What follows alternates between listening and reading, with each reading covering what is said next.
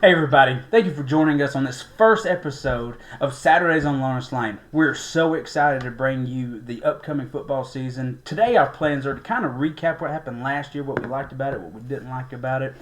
But these are two of my brothers. You've got Cody and then you've got Tyler over here. And so today, like I said, we're just going to kind of recap some things we liked, some things maybe we didn't like from last year. So to kind of start off, man, this has kind of been my dream. This is what I wanted to do for a long time now, and finally got up enough courage to say, "Hey, let's do it," and introduced it to them with them working out in the back with Dad, and Tyler was automatically no, right? Right. And Cody didn't say a word. He was very silent until I talked to his wife, and his wife gave him permission, right? Yes, always have to wait on the wife. Always have to wait on the wife. So, but my name is Taylor, and this is Tyler. We're twins. Tyler, tell us something about yourself. What do you want me to tell them? Oh, I mean, played football in high school, joined the military right out of high school, and then still working for the government to this day. So it's basically my life out of high school. So, Cody, what about you? Like Tyler said, I played in high school, went to college, did more baseball stuff. Been coaching high school sports for 17 years, and this will be my first season since I turned 21 that I will not have a sport to coach. Kind of depressing, but it was time to kind of move on to bigger and better things. But a lot of coaching, mostly baseball. I did 6 years of high school football. Coached a lot of really good athletes, anywhere from the JUCO level all the way up to D1. And so it's been fun ride there. And that's not completely true. You're going to be coaching your son, Yep. Woody. I will be coaching Woody in a 7U travel team, the Young Guns. We'll be traveling around Dalton and Chattanooga area, and so we will coach that sport. So get to enjoy that for a while. So for the most part, we're just a bunch of fans who want to talk about football, and the convincing part that I had to give Tyler is we're going to talk about it, we're going to watch it, we're going to be keeping up with it. Might as well have just record it and let you guys listen to us argue back and forth. Now, like I said, we also want to listen to you guys and hear your comments, so feel free to leave us a comment. Go to Facebook or X and comments on some of our stuff that we're doing there. We want to hear from you guys. But right now, we'd love to share or thank some sponsors or some people who've kind of helped us out here. First off, big shout out to Tyler Rose and Rose House, his band. Tyler worked up some intro music that you heard this morning, and real excited what Tyler's got going on. If you go on his Facebook page and Rose House, he's got a single out. It's pretty awesome. So give him a like and a follow there. Also, 3C Property Partners. It's two of my buddies and I. We like to flip houses on the side. So if you've got a house that you want to sell as is, give us a call. We'd love to look at it and maybe make an offer for you. And then last but not least, the three of us and our dad with Lonis Legacy Cattle, something new that we've started as well here on the farm. We've got Black Angus that we sell. So if you're interested in a registered bull, give us a call. So let's get into it. What we're here to do is talk about football. We're going to talk about last season. We want to look at kind of the format that happened last season. Last year, the SEC brought in two new teams with Oklahoma and Texas, and that kind of changed up a little bit. For the first time since 1992, the SEC went away from the East and West Division. Now, in 1992, that was the first SEC championship game. Does anybody remember who was in that championship game? True Alabama was, right? It was Alabama and Don't ask me. the University of Florida. It was the first SEC championship game in Birmingham, Alabama at Legion Field. Just cool little sad note. But for the first time since 1992, we did not have an East and West conference. Kind of the argument for that was they didn't want... they got kind of tired of the same people playing the same 6 games every year. They also got tired of the same 4 or 5 teams in the SEC championship game, so they wanted to change it up, see some new faces and new games. But kind of what was your thought? How did you like it last year? Did you like the new concept? Did you not like it? What was it about it? Tyler, why don't you give us your thoughts on that? I mean, personally, I didn't like it because, we were setting away from 92 to 23, where East and West played, and it actually meant something. To me personally, that's what it was, is that it meant something to beat those West teams, and you have to dominate, or beat those East teams. And just because somebody has a weaker strength of schedule against a guy who has a tougher strength of schedule, playing against teams like Tennessee, Texas, LSU, and Georgia, instead of having a team that's playing like Vandy, Kentucky, Mississippi State, and teams like that. So some of those teams that could potentially be in the championship now are playing those lower end teams and winning them against those top tier teams playing tougher schedules. So the guys who are playing the smaller teams, it just makes it an easy walkthrough. And I just didn't think that was it. So, I mean, that's me personally. I think it's really an adjustment period that we're going to have to go through. One thing is when I was looking back over the records and looking at maybe what teams lost to who, every time I looked, for example, what was it, South Carolina? I figured South Carolina lost to Georgia, but they didn't even play each other. So if I just assumed right off the bat that was one. And so those are the schools that we're going to kind of have to get used to not playing each other every single year that we're used to. I mean, at the end, who are the two teams that are in the top? Texas, which is a strong team, and Georgia, who's been in there for the last couple of years, or at least been right there in the contention for the last, 4 or 5 years now. So necessarily does it change a whole lot? No, not in my opinion. But it does change who are used to playing, who they've been playing for the last couple, 15 years or so. So my thing is if I'm looking at it, I'm kind of agreeing with Tyler because we're seeing to where everybody in the East and West would playing each other independently, and you knew who the best team coming out of the West or the East was. Where now if you're set up and you've got, let's just say you have a Georgia who goes and they play South Carolina, which South Carolina may be a problem for many teams this year, but if historically speaking, a South Carolina, a Vanderbilt, a Kentucky, a Mississippi State, an Arkansas, and maybe throw in a couple of elite teams, you could almost handpick your teams that you want in there. And I'm with the rest of college football. I want to see the best teams, not much so just who has the best record, but the best teams. And I know that we've put together a top 1 through 16 list of who we think is the best to the worst in the SEC, which we'll share with that next week. But and it does go through. The idea we put in was this team may have a worse record than a couple of these other teams, but I think they're going to be a better team overall. So that was kind of my concern going into last year, and still my concern this year. It's a fairness thing for me that I want to see. So that's kind of my take on it. It is what it is. I don't see them going back to an East and a West, but just because you have so many teams, it's hard to play an 8-team SEC season like that with one crossover game. So I mean, and there's always talk of more teams coming in, and that's a big thing. There's no chance of us going back to conference in East and West. I think in the recent weeks we've had Clemson and Florida State have been rumored to possibly joining us as well. And so I think we're with it. I think we just kind of make an adjustment. Like anything new, you kind of just have an adjustment period that you have to deal with, and and that's one of those things.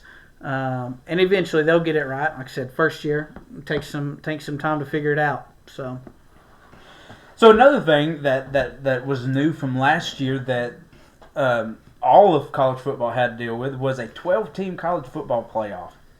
Now, it went from straight from 4 all the way to 12. I think some people would have liked to have seen a buffer there, maybe at 8 or even 6 teams, because I know 2 years ago we had a very, very good top 6. But after that top 6, it really went downhill. But Tyler, tell us kind of your thoughts, what we saw on the 12-team playoff. Did you like it? Did you not like it? Was there something different you'd rather have saw? Or I mean, last year was a good, there was a good top 12. There were some that were in it that, shouldn't have been in it, and then some that were not in it that should have been in it.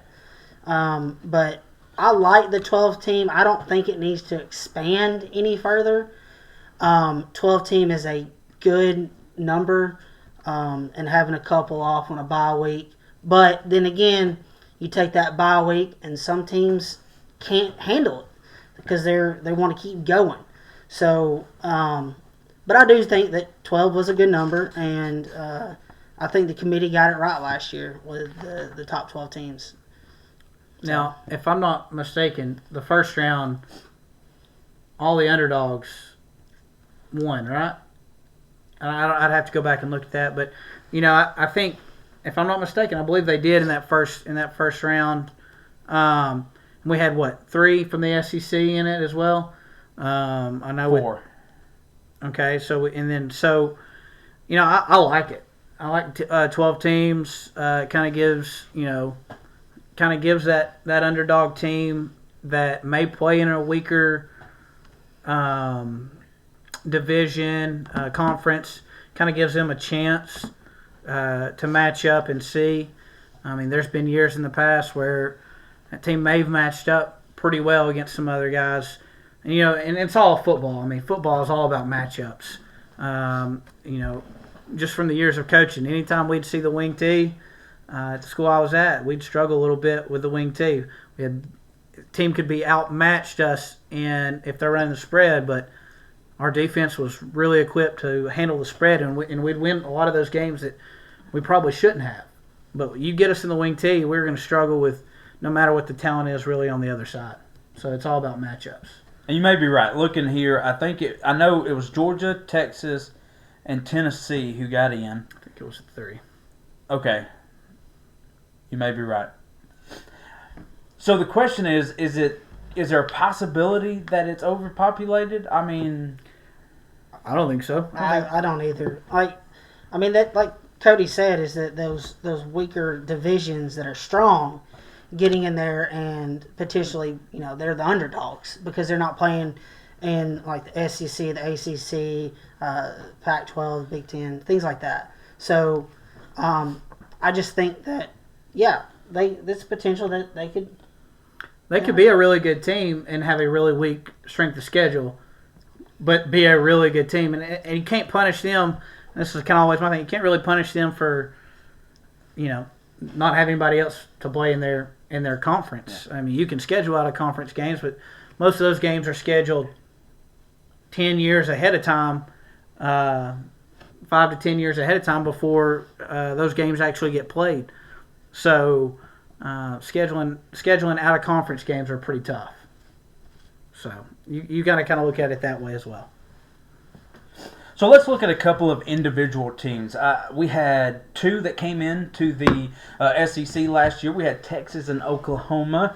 One who did really well, and the other one who did not have the best opening season for SEC play. Now, that's no knock on Oklahoma. I think they've got a great coach, and I think they've got a quarterback that may actually be healthy and really push them through this year. But last year was a struggle. Oklahoma went 7-6, 2 out of 6, or 2 out of 8 in the SEC play, losing 6, and they lost to teams like Tennessee. Who else did they lose to? Texas, South Carolina, Ole Miss. They got beat by Mizzou and LSU in their first year in the SEC. While Texas, on the other hand, they had a great season. They went 13-3. They went 7-1 in SEC play, going all the way to the SEC championship game, like Cody mentioned earlier, and really took Georgia down to the wire. Now Georgia having Carson Beck being hurt in the second half of that game really made it tough. But I mean, They did, but had a very good season. It was an overtime game. It was an overtime game. And then, and if you remember correctly, in overtime, Gunnar Stockton's running down for the touchdown and gets knocked out, basically. And guess who has to come back in and take the snap? Yeah. And he comes back in, and they score a touchdown to win the game. And so, if I'm not mistaken, Texas kicked the field goal in the first half of that overtime. I may be wrong, but I want to say they kicked the field goal and Georgia ends up scoring the touchdown. Ends up scoring. But Texas both lost, the loss in the regular season and then in the SEC championship, both came from Georgia. Now, Texas has to travel to Georgia this year, which is still going to be their toughest opponent in their schedule. But for a first season in the SEC, nothing to be ashamed of. You took what seems to be SEC's top dog of the last 3 years to the wire and really forced them to pull out all the stops to really have to win that game. And Texas won the regular season SEC champions. Yes. I mean, you've got a heck of a coach in Steve Sarkisian. You had a really good quarterback who's now playing in the league in Miami, and Quinn Ewers. I mean, running backs, receivers. I think they had 2 or 3 receivers go to the league. I mean, they were loaded, and looking at them this year, kind of getting ahead of the game, but they're still loaded. Yeah, rebuilt. I mean, just loaded, and with that coaching staff and those recruiting, kind of spoiling here a little bit, but got a guy going from where we're at, where I coach, and had the privilege of coaching in baseball for 2 years. Actually going to make a trip to Houston or go to Texas, and going to go kick for him in the following year. He's a senior this year, and super excited for him. Jeff Banks, our special teams coordinator, does a heck of a job at recruiting in this area and has done a great job. He was at Alabama for a little bit. He's kind of bounced around, but kind of found a job there with Steve Sarkisian and kind of his lead guy, and does a great job there. Yeah, well, when it comes, Heritage High School is what we're talking about here in Ringgold, Georgia. And when you talk about Heritage High School, you have a long snapper that went to Georgia. You have a long snapper that went to Alabama. Currently there, yep. Who's currently there. And now you've got a place kicker. He punts, he kicks off, and he kicks field goals. We were there Friday night, and he was kicking, 55, 60-yard field goals in warm-ups with ease, clearing a building just on the other side of the field goal. It's amazing to watch him, and he is to see him over the years just get better and better has always been amazing. Kicked one through the uprights on a kickoff as well. He did. During the game. Yep, 70 You also yards. can't forget the kicker who went to Army and kicked. That's right. So it's not just the college coach; it's also the high school coach who has done a tremendous job with kickers. So at Heritage, and so we've had 2 kickers that have gone to very good schools, D1 schools. You had 2 long snappers go D1. So I think it's there's in these small schools, small towns, there are a diamond in the rough. So college coaches go to small schools. So let's go to the original SEC teams. Kind of a disappointment. It wasn't a disappointment. Just a heartbreaker for me, and I think a lot of SEC fans, was Mississippi State. We really had everybody became Mississippi State fans except when they were playing your team because they wanted that team to excel after the passing of Mike Leach, and it was kind of a disappointing year. They go 2-10. They go 0-8 in SEC play. It was awful, and it was hard to see. And you wanted to root for these guys just because of losing their head coach just the year before, right before the bowl game. Yeah, and the guy everybody respected. Oh, absolutely, and loved. Yeah, He's a great coach. Absolutely. Wherever he went, he was a great coach. Funny, Yeah. down to earth. Always gave you a good line to laugh at. So, but yeah, first year under Jeff Levy, kind of a rough year for him. and you kind of knew that going in. Had a ton of transfers leave. They were an extremely freshman-heavy team. And then all the other kids that had come in, were, the guys that did come in were transferred. So a ton of new kids to the program. And so definitely expect them to make an upswing a little bit this year. Not a huge swing, but I do feel like that'll change. They may not go 0-8 in the SEC, but I do think they'll make a rebound and do well this year, do better this year. Well, and talking about them real quick, they didn't get blown out every game from the SEC. They lost 10 by Georgia. They lost 10 by A&M. They did. They lost by 12 against Ole Miss. So they weren't total blowout games. They kept it pretty close there. But just a few more tweaks, and I think Mississippi State will be a good football team. And you say that that's a great point. And that may have a lot to do with them just being young, Cody, not being able to finish there at the end to put the game away. So Mississippi State, the SEC is pulling for you. We want to see you guys succeed just because of losing your coach the way you did. It was heartbreaking for the whole sports, college football in general, but especially here. Now let's shift a little bit. A team that we kind of had some expectations for, but had a horrible schedule. I mean, the toughest schedule in college football. Last year, they also had the toughest schedule in college football this year, Florida. Florida started off awful. They went 8-5 overall, finishing in the SEC 4-4. Billy Napier was very close to losing his job. There's a lot of people calling for that man's job and to be replaced. And somehow at the end of the season, through injury bug and everything like that, he kind of turned it around and saved the season, saved his job.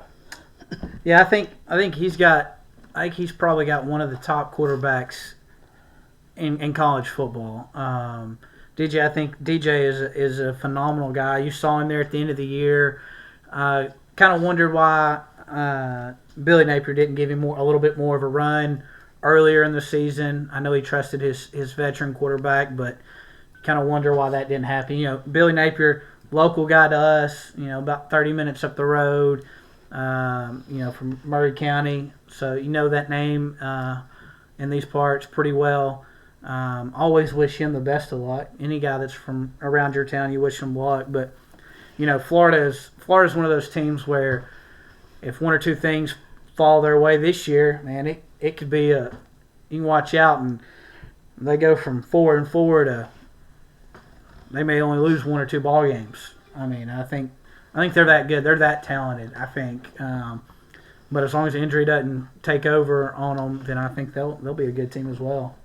And so, as I'm looking at this, every game that Lagway played, he won. So he beat he beat Kentucky, he did beat LSU, Ole Miss, and Florida State, and they almost beat Tennessee in OT. So there's a lot of good things coming out of Florida. Everything with the transfer portal, people coming in, people leaving. So I think Florida is going to be probably one of those top teams. I mean, it's kind of like we'll see what happens. They have a gauntlet. I mean, if you go and you look at their schedule for this year, it's not pretty, and it's not a it's not a Texas. I mean, of course, Texas starts off at Ohio State, and then they still have to play Georgia. But outside of those two teams, it's not a cakewalk. But you're playing in the SEC. You're playing in the SEC. But if you look at Florida's schedule, it's tough. There's not a week out there that is just a give me game. I mean, it is very, very tough. But they're one of the teams that in our SEC top 16, they are up there higher than what their record is going to show. That's going to be better, just because their record is so tough. But if we swap over to South Carolina, I want to talk about South Carolina because there's so much there's so much talk in the SEC. If you go outside the SEC, you're not hearing about South Carolina. But inside the SEC, people are kind of worried about this team. Last year, they went 9-4 with a total in the SEC of 5-3. They also went. Alabama came to them, and one mishap on a play there at the end, they possibly beat Alabama. And they had a real young quarterback last year. I know a lot of people talked about the young guy at Alabama who was only 17. Well, this guy was only 18, and he did very well. And he's back this year. He's Freshman Player of the Year. Freshman Player of the Year. So South Carolina had a very good year. And their coach, it could be tough. But last year they had a very good year for South Carolina standards, and I hate to use that, but for South Carolina standards, they had a great year, and they had high expectations for this year. You know, Shane Beamer, he just finished his 6th year. He's entering his 7th year here now. And Beamer ball, if you've been around college football, you know that name, Shane Beamer, and no Beamer ball. He's kind of carried that with him to South Carolina from his days with his dad at Virginia Tech.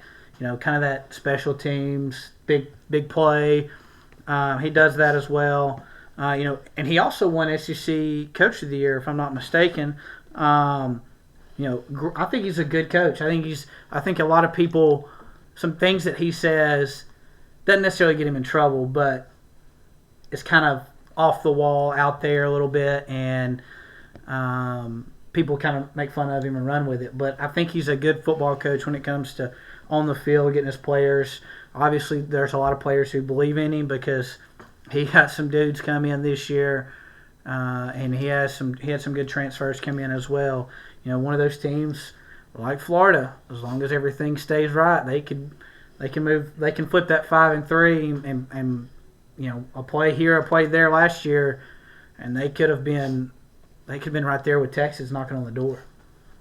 Yeah, talking about South Carolina last year with their losses, the only game they got blown out by an SEC team was Ole Miss. It was 27-3. They got beat by LSU by 3. If I'm not mistaken, Lenore Sellers, the quarterback, didn't play in that game. I think that was one of the games he was hurt that they got blew out. So that quarterback's a big play. Yeah, so he stays healthy. It's a different ballgame. And like they said, 1 or 2 plays against LSU and Alabama, it's ballgame. They win, and the record's a lot better. So we'll see what happens. So kind of trending back to our neck of the woods, let's talk about Georgia. Georgia has had they've kind of been top dog in the SEC for a few years. Kind of, I would say, taking the top over Alabama with Kirby Smart being there. They went 11-3 last year. They went 6-2 in the SEC. One loss being to Alabama at Alabama. Mm-hmm. Who was that second loss to, Tyler? The second loss was to Ole Miss, 28-10. Yeah, Ole Miss came out and played a they were at Ole Miss. Yeah. They were at Ole Miss. Yep.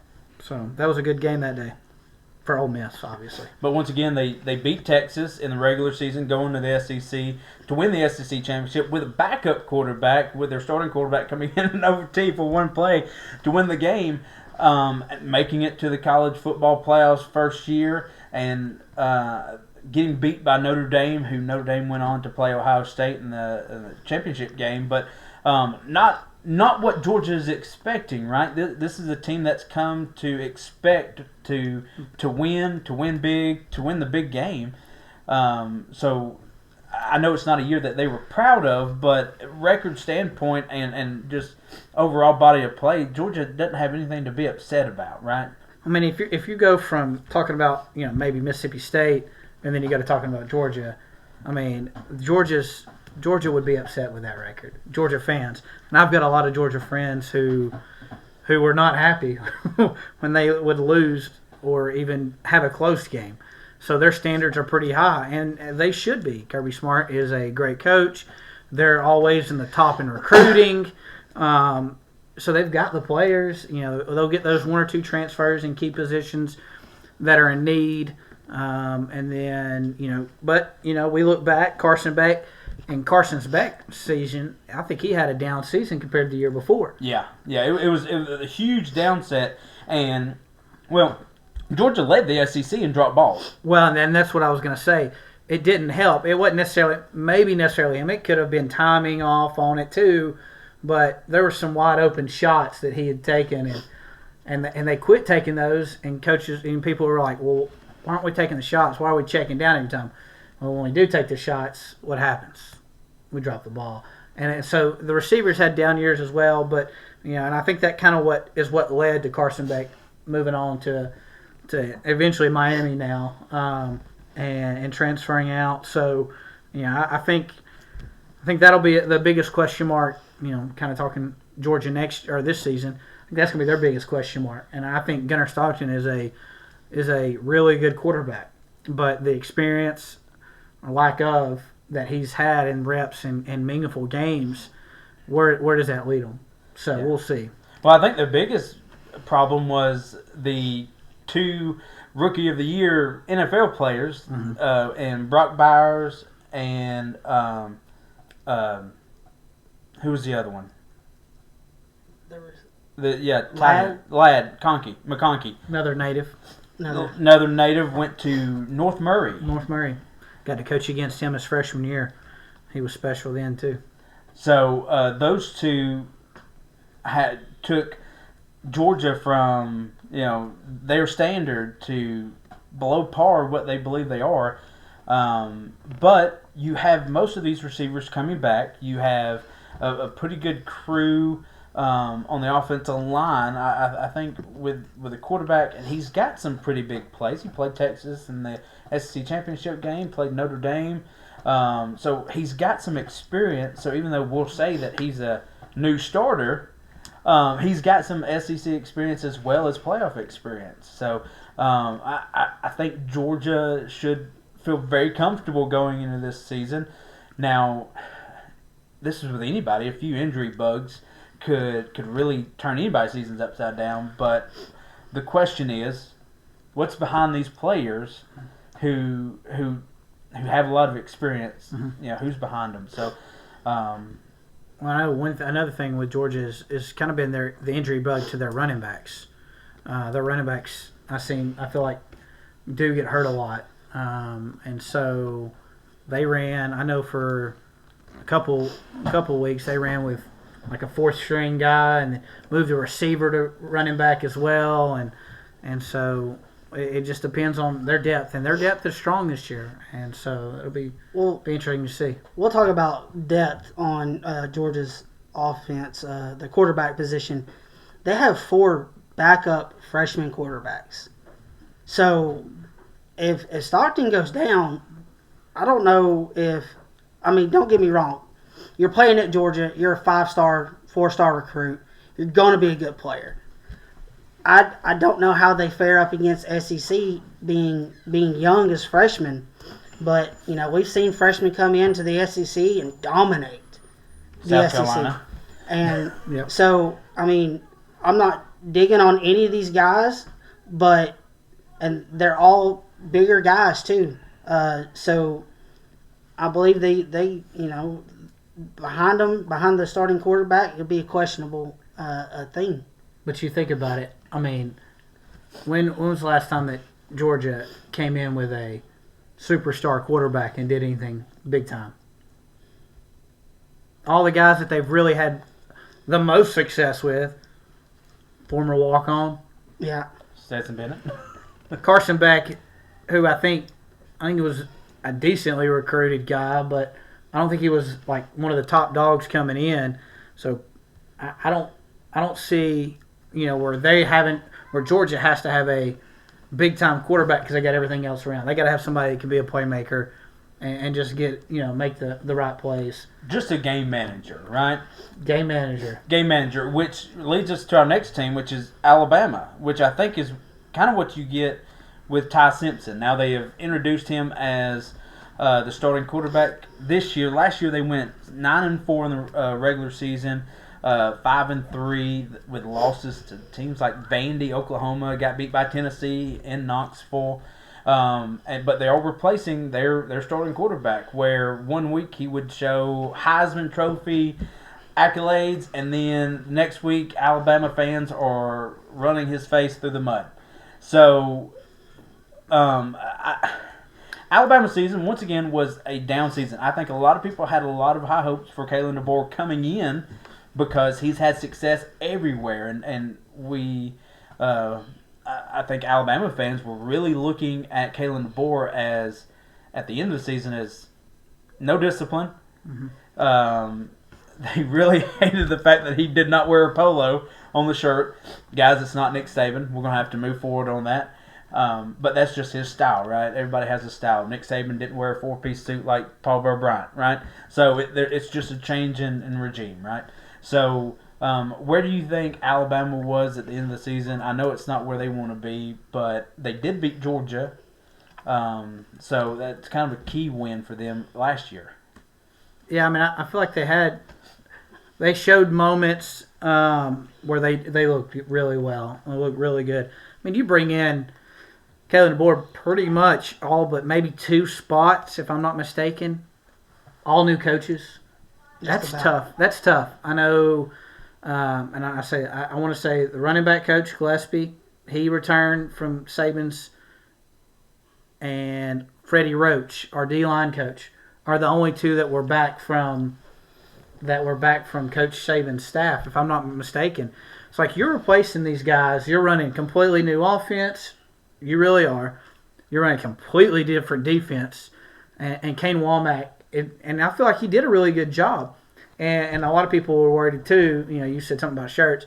You just had there were 1 or 2 glimpses of DeBoer like really getting after the officials. You know, had those Saban moments where he'd get after them, and then other times where he was just kind of sitting in the back, you know, just watching the game. And so, you know, I think he just kind of feeling his roots. But if you go back and look at DeBoer's track record, and I don't know the numbers, I didn't set them out for me, but at every school he has good years this first year. And to Alabama standards, this is not a good year. This would probably be about an below average year in Alabama standards for the fans, especially. And not making the playoff. 12-team playoff. 12-team playoff, which, you know, there were a lot of people thinking that they still could have slid in, but I honestly think that was the right choice of them not getting in. Yeah, most deserving. Yeah, I mean, just because they've been in it every single year didn't mean that they deserve to be in. And but I think, you know, moving on, I think he's gonna. I think the players had to have that feel first, and it really starts with the players, no matter who the coach is. And I think we'll see how they do this year and where they end up. But I think, you know, we'll see. Kalen DeBoer, they brought in a few transfers, not many, because they were the only school, and I want to say might be the only school that did not have 1 transfer out after spring ball. Well, I saw somewhere where out of 133 teams, FBS teams, there were only 13 that had 11 or more starters returning. That is crazy. Yeah. That is crazy. And Alabama being one of them. Mm-hmm. So, Tyler, I think the biggest upset when Alabama's looking at the season is the loss to Vandy. Now, you lose to Oklahoma. At Oklahoma. At Oklahoma. At Oklahoma. But you lose to Vandy at Vandy. But Vandy's always been a place where your team travels very well. There's more your team in it than Vandy teams. So, Tyler, I think that's the hardest thing to swallow. Of course, no one wants to go to Knoxville and lose to Knoxville if you're wearing crimson and white. So, Vanderbilt played that game pretty tough. They played it really well. Alabama just was not disciplined. If I'm not mistaken, Malachi Moore made a stupid decision there at the end of the game. And like we said, there was no discipline for Alabama. And you know, I have some guys that I can talk to that know people that are professors at the University of Alabama, and he said as soon as Ryan Grubb came in the first players meeting that They were all wearing different shirts. They were all feet up, relaxed, acting like a big, like it's nothing. And he went in there and he said, I'm going to go get coffee. If y'all guys are not back, or if I come back and y'all are not in the same uniform and ready to work, he said, I'll walk out. Yeah. It's a new offense coordinator. Or new offensive coordinator. This one is. So he's trying to change the whole mentality of being more disciplined for his offensive guys. Okay? So I think he's, with offense, we'll see what happens this year with Ty Simpson. And Alabama's got a couple great, backup quarterbacks there too. You got your Austin Mack and you got your Russell. So, which that was in the highly anticipated quarterback battle up until last week. Yeah, when they announced their starting quarterback. So if there is any glimpse of Ty Simpson not performing to Grubb standard and DeBoer standard, I think Russell will probably get the nod. But you can't knock Austin Mack either. He's in his second year at Alabama. And he was highly recruited by Grubb at Washington when he was at Washington. Yeah. So Alex Mack was a transfer from Washington with DeBoer, and so they know each other well. I mean, guys, what 6'7"? He's super tall. Yeah. So I think, we talked about Georgia's backups and Alabama's backups are, there's proven there with a few of those guys in Austin Mack because he played a little bit at Washington behind Phoenix Jr. So I think that the offense will be okay this year, and we'll talk about defense. And they did really well. They had their glints where they were bad. I mean, the Oklahoma game, and then like I said, the Vandy game. No discipline there. And you go into Knoxville playing, it's going to be a tough game. I mean, it's loud in there. It's the biggest stadium in college football. It's going to be loud, and Michigan has the biggest stadium. Sorry. The big house. That's the biggest college. In the SEC, it's one of the biggest ones. And Tennessee fans, they bring it loud and obnoxious at times, but it is a hard place to play. Yep. It is a very hard place to play. So, speaking of Tennessee, let's just get right into Let's jump on them. Tennessee. Tennessee went 10-3 last year. Had a really good year. Went 6-2 in the SEC play. Made it to the inaugural 12-team college football playoff. I believe they were number 8. They had a home game, which is amazing. They went to Ohio State. They traveled. They traveled. They did. I remember the SEC short video for that. But anywho, they did have to travel. Yeah. That is the cool thing about the 12-team playoff is you do get an extra home game if you're a top seed. Yeah. So, but they went, and I'm sorry, anybody who was playing Ohio State those last 4 games was not winning. It didn't matter. I don't know what happened. I don't know what come to Jesus meeting. Get hot and play at the right time. Yeah. But Tennessee, though, had a very good season. They beat Alabama. They beat Alabama the last 2 or 3 years. Mm-hmm. Both times in Knoxville 3 years ago, sending the field goal post right to the Tennessee River. I think they had a great year, right? Nico had a great season. Mm-hmm. They, in their worst loss, and it might be the worst loss, one of their histories, Arkansas. Arkansas beat them 19-14. I mean, it was a close game, but losing to an Arkansas team who Arkansas went 7-6, 3-5 in the SEC. It's not a power there in the SEC, at least by most standards. When you expect to kind of roll into that game and just kind of roll through that game. Yeah. But, I mean, you had James Pierce, who kind of had on the defensive side of the ball, who had a down year for him, but kind of helps the Atlanta Falcons fans, where kind of parlayed him the pick in there in the first round, who I think is an extremely great talent. I thought he was great his sophomore year. And kind of had a down year last year. You kind of see him if you're watching film, not really that same motor. You kind of wondered if he was hurt at times, but I And I think that was even mentioned in some of the games. Yes. Yeah, kind of would disappear at times. And but his sophomore year, man, he was all over the field. And then you had Dylan Sampson, who was the SEC Player of the Year and all SEC first team, great running back, catch the ball out of the backfield, ran the ball hard. And I think, I thought they had a pretty good offense. I mean, they can move it. They can move it with the best of them. I mean, I think they were right there with all of them and everything in every category offensively, especially in the SEC. Yeah. Talking about Dylan there, he had almost 1,500 rushing yards on 258 attempts. That's beastly. That is a beast of a running back. And then, let's talk about Nico. Let's talk about Nico. I think this is a great segue right into what we need to talk about. Nico goes into spring training as a holdout. Now, this is the new landscape of college football, guys. It's not going to be pretty by no stretch of the imagination. When you start paying these players this much and you're offering them scapegoats to go into the transfer portal, this is what you're going to have. And I think Nico even though he's maybe the first, I do not see him being the last. My concern is these players who've had great years before going into the playoff and holding out.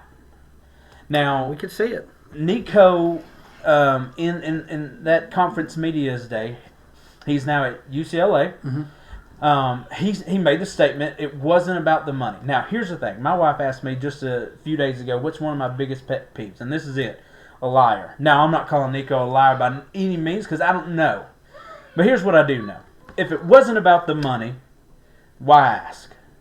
Why hold out? Why not just pack your things? If you're unhappy, if you want to be closer to family, if you're thinking you're going to get better receivers or whatever you think you're getting out there at UCLA, just pack up and leave. But you see Carson Beck, who you had a better season statistically in your stats, a better year than, go get $3 million at the University of Miami. And what are you asking for? Mm-hmm. More money. Mm-hmm. I'm sorry, sometimes you can sit there and say, hey, that horse is black, and I'll believe you because it may be a dark brown, but that horse is white, and you're trying to call it black just isn't going to work for me. You know what I mean, Jelly Bean? Yeah. And the reported number coming out of high school, $8 million. Yeah. $8 million. And again, it's a reported number, so I don't know if that's a fact. I've not seen it in writing. I don't know, and I don't want to know because I'm not a huge believer in NIL and getting paid to play. I think there needs to be something small, but $8 million $8 million's a lot for a guy who's never stepped foot on the playing surface. Yeah. Of a college stadium. He had great numbers last year, passing wise. And he was a good quarterback. He had great talent around him. Him up and leaving kind of put a lot of sour taste in Tennessee fans' mouth. And I just don't know. I don't like how he just up and left. I mean, if he's going to up and leave, up and leave. If you're not happy with it, you're not happy with playing at a team, go. But I think there needs to be more stipulations on it. Where you get held back, you forego a year because you transfer like it used to be, unless like medical or things like that. But just because you're not happy with finances or things like that.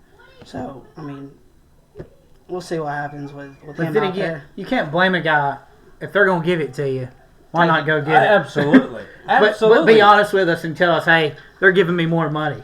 Yeah. So, hey, I'm getting talked to by other teams, which, is technically illegal. You can't talk money until you're like, hey, I'm in the portal.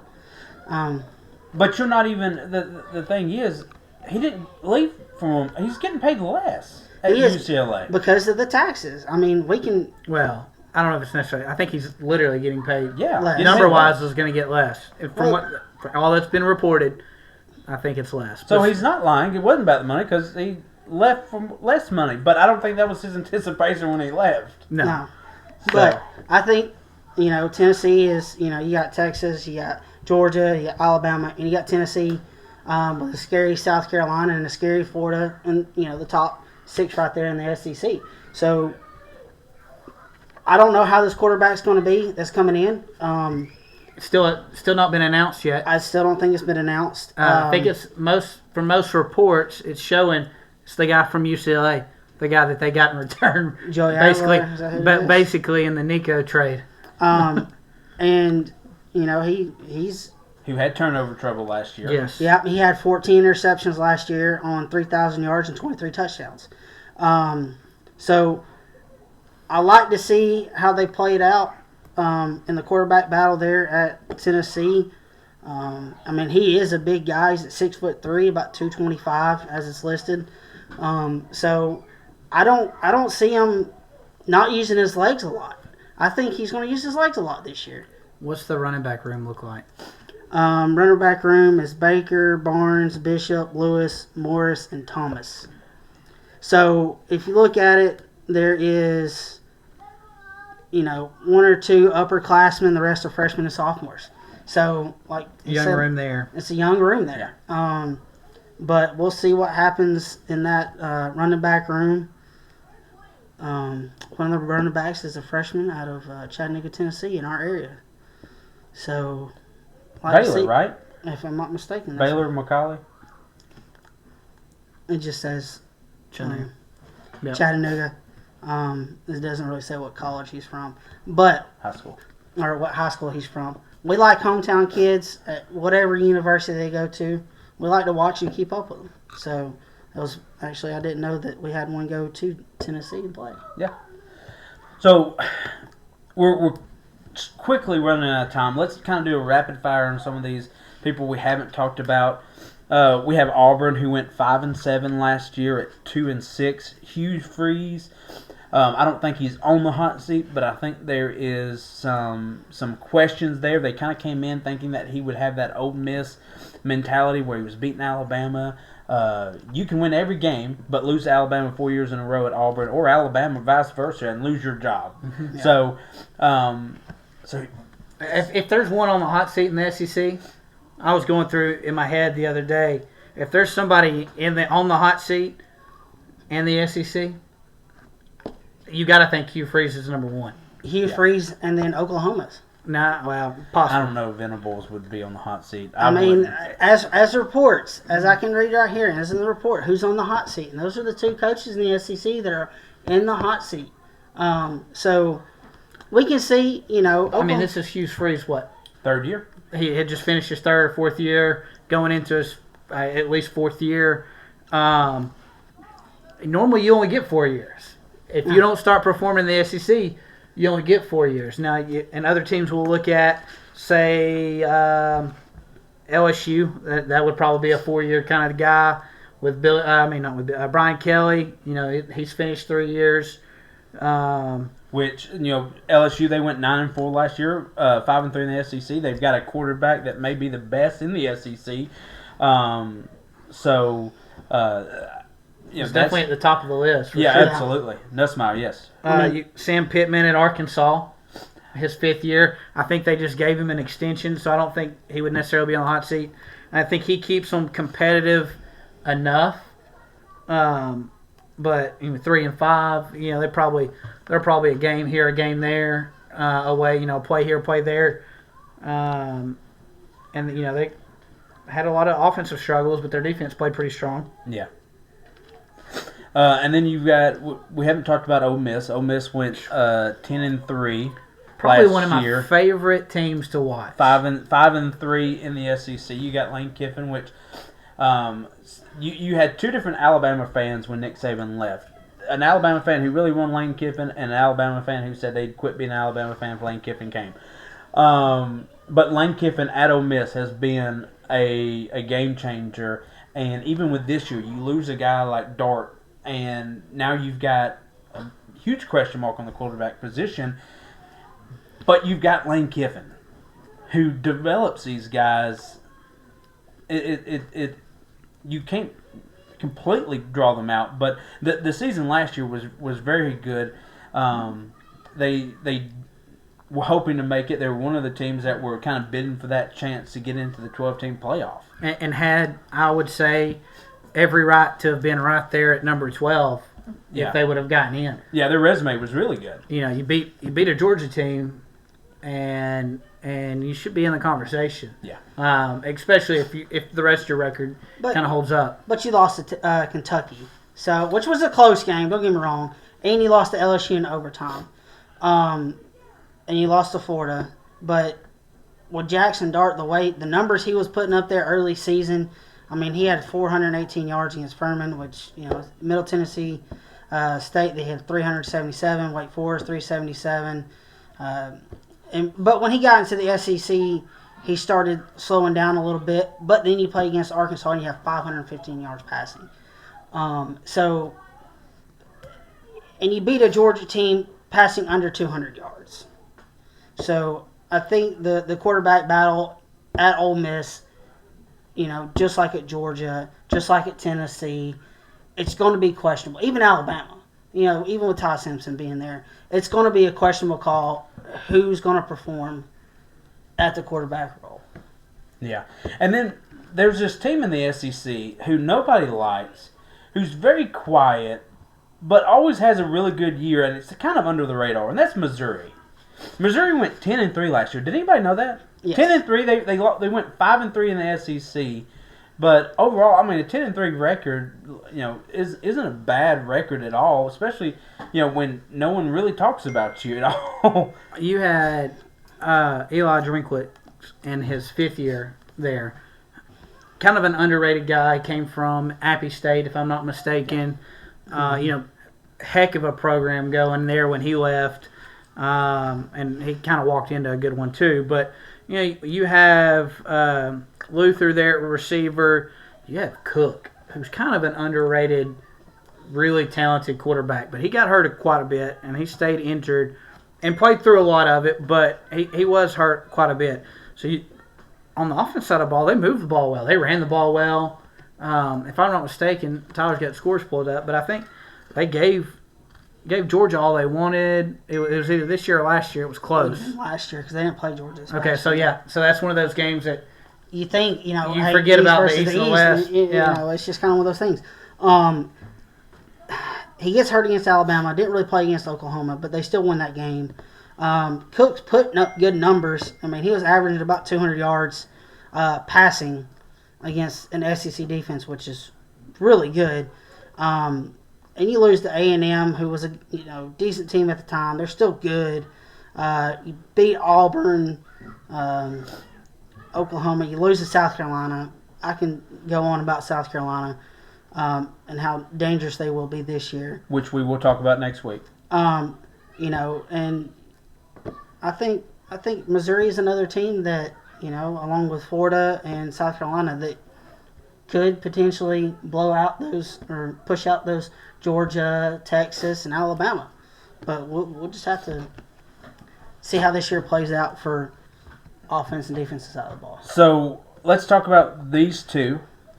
Both are in the SEC. Neither one really a football team. You've got Kentucky, who's a basketball program. They went 4-8 last year, 1-7 in the SEC. And then you had Vandy. Vandy, they're kicking out baseball players left and right, but football players not so much. They had a pretty good year last year. They went 7-6, 3-5 in the SEC, and beat Alabama for the first time in what? It's been a while. 20-something years. Yeah, years, almost older than me. So, in the losses that Vandy had, they lost to Missouri. They barely got beat by Texas, 27-24. They gave LSU a run for their money, and they hung with Tennessee there, losing by 13. But you know, I think they'll be okay this year. They'll keep their head above water. The quarterback's coming back. Old Diego's coming back, and he wants revenge against Alabama. So They do go to Bryant-Denny Stadium. but now. they do go to Bryant-Denny. That is a fact. So, Their tight end, if I'm not mistaken, I think he's back. Eli Stovers, who with Diego had one of those just unforgettable games against Alabama. They both showed out, and Clark Lee, coach guy, if I'm not mistaken, played there at Vandy, so he's an alum. Had a great year. Got Coach of the Year. Yeah. And then per Vandy coaches, and then Newcomer of the Year. Diego got Newcomer of the Year after transferring in. So, I think they're definitely not the Vandy of old. No. They're a lot tougher, and you should expect them to be competitive in every game. Even if they don't win it, they're going to be competitive, and they're going to give you everything they've got. So let's set up next week, shall we? Let's set up our talking about this year with this. There were coaches that made it through the SEC last year who were on the hot seat, and the teams kept them. Now I'm gonna bring up a couple of coaches who we've already talked about, but for the most part, y'all have said as long as they stay kind of middle of the field, they're going to be okay, and that seems what happened this year. But some coaches that did not do very well last year, one of them, I have Billy Napier. He was on the hot seat from the middle of the year. We thought it was just a matter of days that he was on, and somehow turned it around. Yep. He's 19-19 at Florida. 19-19. Now, you had, Steve Spurrier, you had Meyer who was there as coach. That's the standard of Florida football that we haven't seen since, 2013? Yeah, around probably that around time, there. yeah. So Billy Napier seems to be a coach to have an asterisk around his name just because of what happened last year. And this year, we've already mentioned it, schedule doesn't get any easier for you, buddy. No. You got to hope that helps him a little bit going in, knowing, guys, he's probably going to his athletic director. You've seen my schedule. You've seen all the reports. I'm not the only one telling you.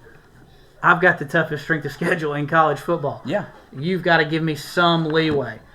I'm going to have a first year full-time starting quarterback he'll be a sophomore. So if you keep me, we can keep him another year and we can build something.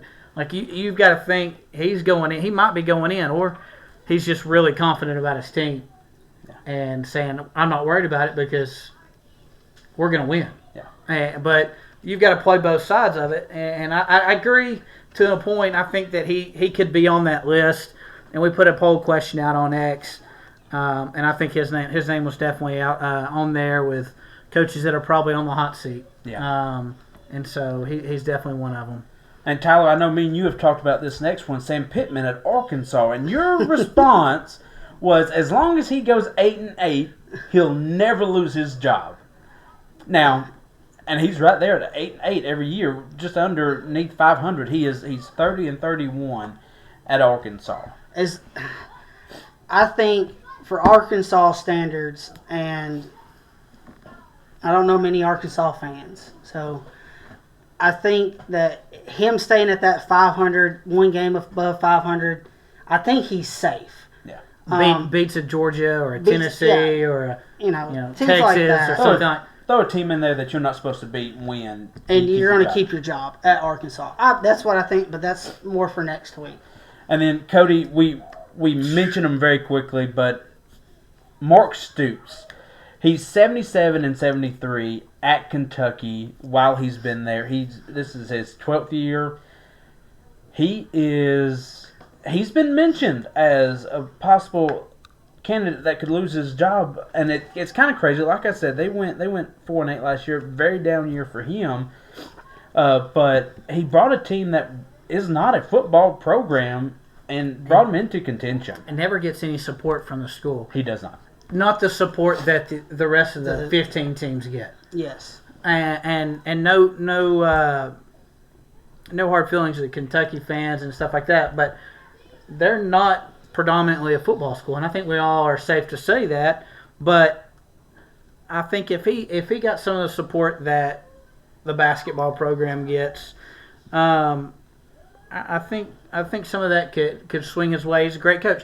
Now you say he's on the hot seat, but then there's also other schools that are just biting for him to get fired Yeah. because they'll take him in a heartbeat, either as a head coach or a defensive coordinator.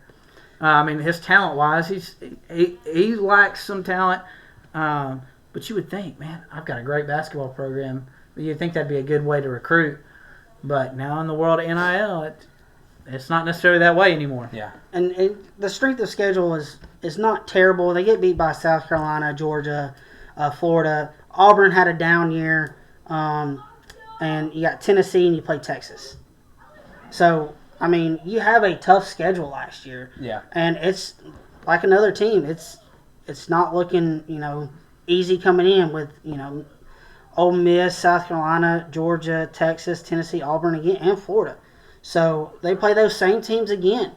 I think they win maybe one or two more of those games though for next year or this season. Sorry. Real quick, I know we've got to wrap it up, and I know you've talked about the Oklahoma coach being on the hot seat, Venom, but I don't see that to be the case. Last year was the second year, right? He's going into his third year. Second or third year, yeah. But Jeff Levy at Mississippi State, I feel bad for the guy. I don't think he's in the hot seat, but does Mississippi State allow a coach to go 0 for his first 2 years and still stay there? If he wins more games, well, no, I don't know. I mean, he lost 2, went 2-10, so he lost 2 out of conference games. If he flips those and wins 2 out of conference games and maybe sneaks one in a conference game, I think if he wins a conference game, I think he's good. Like I said, it takes and like I said, that was a freshman heavy roster. Yeah. So they're going to look at that. They're going to look at the buyout. What's it going to cost to buy him out, to get him out of here? Do they have the money to do that? But, and then who they're playing. And their schedule's not easy either. No, because they got Tennessee, A&M, Florida, Texas, Arkansas, Georgia, Missouri, and Ole Miss next year. Despite what SMU's coach says, the SEC is not an easy schedule at any point of the standards. And if he believes that so heavily, go to your board, say, hey, we want to go to the SEC, and see just how on board he is for that. But guys, we're out of time. We haven't mentioned Texas A&M. How did I miss them? Texas A&M went 8-5 last year, 7-1 in conference. Mike Elko's first year there. Yeah. Came over from Duke, did a really good job. Kind of a transfer heavy portal class there. But when you look at the expectations at the beginning, and even this year, they're ranked pretty high. There's some expectations to go out there and win. You have one of the higher paid payrolls, as you could say in college football. Texas A&M having majority of the money there. You kind of expect a lot out of them. So we'll see. We'll see what they've got. I think Mike did a good job, really, with what he had first year. Wow. So I mean, A&M, It's tough to say with them, and just like a few other schools around in the SEC. I mean, you get your heart broken against Auburn in 4 overtimes. It's a 43-41 score at the end of the game after 4 overtimes. I think we'll see how they do with that, and I don't remember if their quarterback is returning. He is. Looks like he is. So another year experience for him with a 25 schedule looking fairly easy. Only playing about 3 to 4 top 25 preseason polled teams at this moment. Yeah. So, they got a few more wins. They do have to play Notre Dame again this year, though. So one of the things that we kind of want to do as well is we want to bring in guys as well from teams that kind of talk about their team, and one guy that has already committed to us is a Texas A&M fan, which is why I couldn't let you forget him. I can't. Sorry, Texas A&M fans.